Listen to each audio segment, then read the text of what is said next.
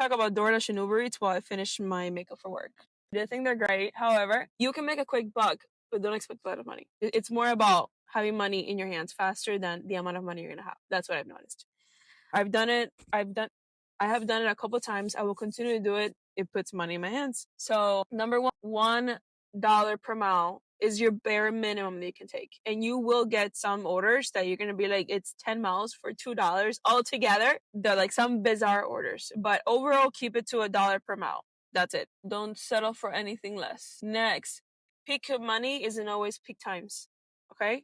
So peak times, though, are usually 11 to 2 for lunch. And then breakfast, I'm gonna say 6 to 9 are the peak hours for breakfast. Like, I highly avoid it. They're walking around with like 5, cups of coffee, and I just didn't like it. So expect a lot of drinks during breakfast time if you end up doing breakfast. Next, be really cautious while doing this of the areas and the places that you go to. I've had some interesting scenarios that I could have definitely avoided had I not been doing Uber Eats and DoorDash until so late at night. Just the people.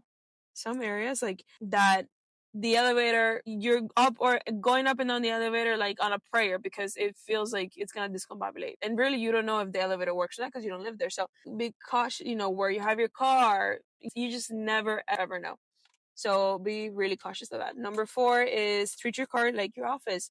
Sunglasses, snacks, wipes, water, your favorite drink, I don't know, whatever coffee you like, the bags that you need, a sweater, whatever you need, have it in your arm's reaching. On that note, I saw this tip from a girl once and I kept it.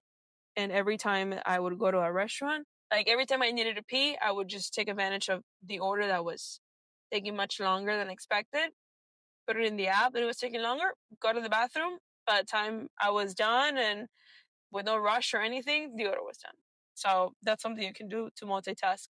And then lastly, I know this one is contradicting.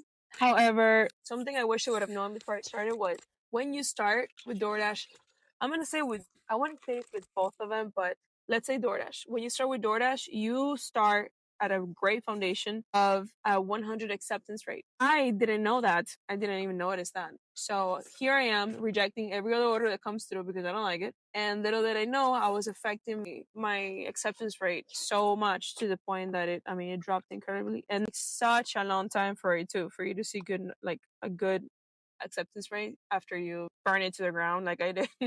So you started 100%. Reject things that you need to reject. Like, do it. Orders that are just like, how cool, like what?